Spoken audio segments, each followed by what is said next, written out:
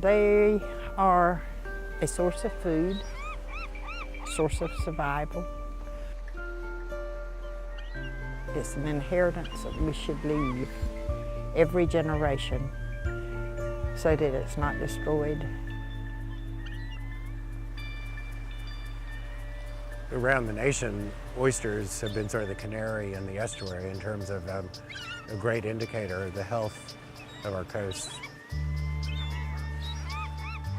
So when we put these oyster shells in the water today, that provides habitat for other natural oyster larvae in the water to attach onto. We work to engage people in helping to protect and restore the coast of North Carolina. The mission is to involve as many people as possible in being good stewards of our coast. It is high tide right now, but as the tide drops, you'll be able to see a lot of those oyster bags that we put out before. But a lot of this marsh grass here and on the other side we planted with volunteers. Over the years, we really have tried to expand our programming so that we integrate our advocacy work with hands-on either habitat restoration or water quality restoration projects where we do things that people get their hands dirty actually doing environmental projects that result in tangible improvements.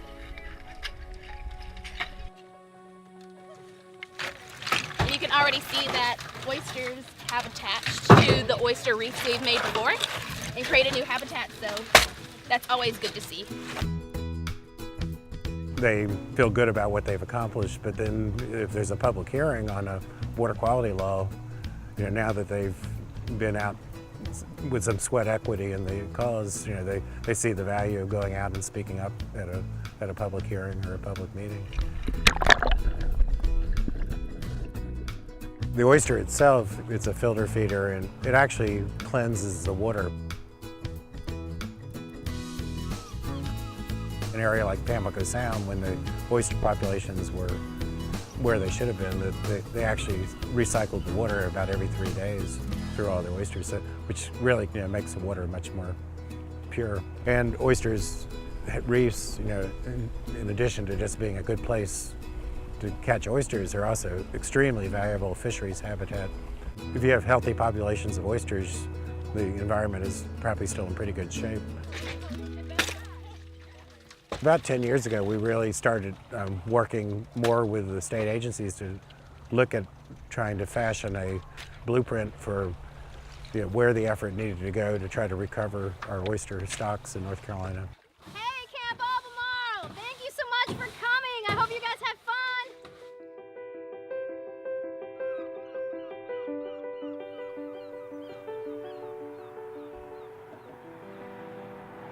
Everything is tied together one way or another.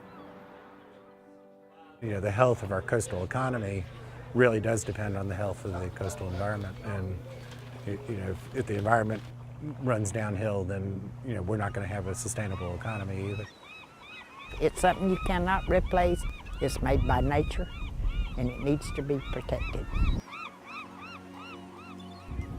Making sure that we're building a foundation that is conducive to the challenges of the future is really one of the things that we have to accomplish. And I think we're on our way to doing that.